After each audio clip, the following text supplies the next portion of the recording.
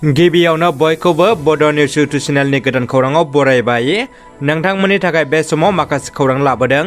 भिडिअखौ जोबजासे नायलांनो दाबाव आरो चेनेलाव गोदानब्ला अन्नानै साबस्क्राइब खालामना बेल आइकनआ अलाव होनानै ला आरो भिडिअखौ लाइक कमेन्ट शेयार खालामनो गुरै खावलायबाय।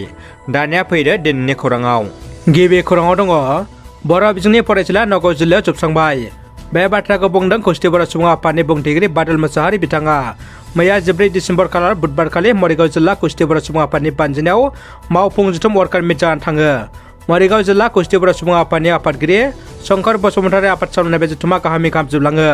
बे जथुमाव बाहागो लाफैदोंमोन मिरु खौसेथि बर' सुबुं आफादनि आफादगिरि मनरन्जन बसुमतारी, मिरु आखान्थि नेहाथारि अमृत कुमार बसुमतारी, रत्नकान्त बाग्लारी आरो मिरु स्पिकार बादल मोसाहारि, BKWSनि मुद्रा बसुमतारीजों लोगोसे मरिगाव जिल्ला दुलाराय रायजो अनसाय आफादनि आफादगिरि मृदुला काख्लारी, मरिगाव जिल्ला दुलाराय बाथौ गौथुम, मरिगाव जिल्ला बर' थुनलाइ आफाद आरो बारग' BLTWS बायदि बायदि आफाद आरो गोबां रायजो राजा बिथांमोना। भारतनि गाहाय मन्त्रि नरेन्द्र मदिया शिलंआव दावबायफैगोन। गाहाय मन्त्रि नरेन्द्र मदिया 18 दिसेम्बराव जानो गोनां नर्थ इस्टार्न काउन्सिलनि सनाथि मायथाइ फोरबोआव बाहागो लानो शिलंआव दावबायफैगोन। मख'नांगौदि सनाथि मायथाइ फोरबो फालिनायाव सा सानजा भारतनि मोन 8 रायजोनि गिबि मन्त्रि आरो रायजो बेंगिरिफ्रा बाहागो लागोन होननानै मिथिनो मोननाय जादों। आसामनि गामसाखौ जिअ'टेक रेजिस्ट्रेसन खालामबाय भारत सरकारा। बर'नि आर'नाइखौबो जिअ'टेक रेजिस्ट्रेसन खालामनायनि लामायाव। उदालगुरि सार्किट हाउसआव खौरांगिरि फोरमायो आसामनि किमनाय हेन्डलुम एन्ड टेक्सटाइल बिफाननि मन्त्रि उरखाव ब्रह्म बिथाङा। दानिया फैदो गुबुन मोनसे खौराङाव। चिरां जिल्लानि खयला मैला ओनसोलनि खालामाथियाव दावबायारि फालांगिखौ बेखेवबाय। गोदान बोसोर फैनाय लोगो लोगोनो गोबां जायगायावनो लावखार ओंखाम जानो थाखाय बेखेवनाय बायदि चिरां जिल्ला आमगुरि थानानि सिङाव थानाय खयला मैला खालामाथि दावबायनो थाखाय मैया बेखेवना होदों बिटिआरनि धर्म नारायण दास बिथाङा। बे बेखेवनाय समाव बाहागो लाफादोंमोन सान्तेश युएन 15 BN SSP कमान्डेन्ट, बेजों लोगोसे ओनसोलनि गोबां दैदेनगिरिफ्रा। बिटिआरनि धर्म नारायण दास बिथाङा फोरमायनायब्ला दावबायफैनायफ्रा आब्रुथि लाखिनानै आबहावाखौ गुबुंले खालामनाङा होननानै खौरांगिरिनि सिगाङाव रोखा फोरमायदों। मंगलसिं नार्जारिनि गोथार सारादुखौ खुंफुंबाय।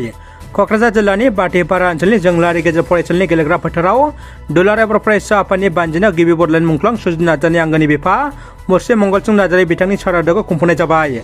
सारादुजों लोब्बा लाखिनानै सावराय मेलबो लानाय जायो। सावराय मेलाव बिटिआर खुंथायनि बिबानगिरिफोर, दुलाराय बर' फरायसा आफादनि आफादगिरि दिपेन बर'जों लोगोसे गाहाय नेहाथारि कनेन्द्र बसुमतारी, बर' थुनलाइ आफादनि आफादगिरि तरेन बर' आरो आसाम आयेन आफादनि सोद्रोमा मुस्रि लरेन्स इस्लारि बिथांमोनाबो हाबाफारियाव बाहागो लादोंमोन। साबकाटा पुलिस थानानि आइसि शिबा प्रसाद कलिता बिथांनि बाख्नायथाव खामानि। क'क्राझार जिल्लानि सिङाव थानाय साबकाटा पुलिस आउटपस्टनि आइसि शिबा प्रसाद कलिता बिथांनि बाख्नायथाव खामानि। थानानि गोबां खामानिफ्रा मुखुब जाना थासेयावबो माब्लाबा दसे सम दिहुननानै गावनि थानानि लांगोनायाव जिबारि हासारल' बाहायनानै कफि, लाइ, मुला आरो बायदि मैगं आबादनि बागान खालामदों कलिता बिथाङा। रायजो राजाफ्रा फोरमायनाय बायदिब्ला साबकाटा पुलिस आउटपस्टनि दरखं मोखांनि लांगोनायाव सिगां समाव दाखोर दालाफोरजों बुंफबना थायोमोन। नाथाय जेब्लानिफ्राय शिबा प्रसाद कलिता बिथाङा आइसि महरै फैदों बे साननिफ्रायनो रायजोफ्रा जोबोद गोजोननाय मोन्दों आरो बिथांनि बेफोरबायदि खामानि मावनायखौ नुनानै रायजो राजाफ्रा जोबोद बाख्नायदों। दानिया फैदो जोबथा खौराङाव। डिमाकुसियाव दुलाराय बड'लेण्ड उन्दै साहा आबादारि आफादनि 33 बोसोरारि बोसोरसालि जथुम्माया जोबलांबाय। बड'लेण्ड उन्दै साहा आबादारि आफादनि गोदान आफादगिरिखौ डिमाकुसिनि रबिराम बर' आरो गाहाय नेहाथारि महरै बिजित ब्रह्मखौ सायख'बाय।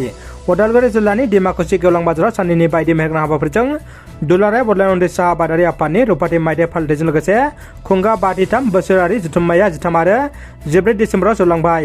जथुम्मायाव आसाम आयेन आफादनि बुंथिगिरि बिस्वजित दैमारिया गेवलां मेलखौ बेखेवनाय मेलाव गाहाय आलासि महरै बाहागो लायो। बिटिआरनि हा खाजोना आरो हाग्रामा बिफाननि रन्जित बसुमतारी बिथाङा।